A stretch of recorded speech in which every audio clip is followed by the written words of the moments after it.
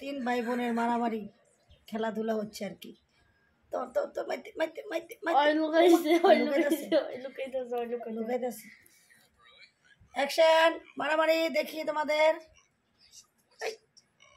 মাইতে মাইতে মাইতে শিয়া এই সাদাটা গিয়া মাঝখানটা গিয়া দিছে, ধরছে ধরছে মাঝখানটা।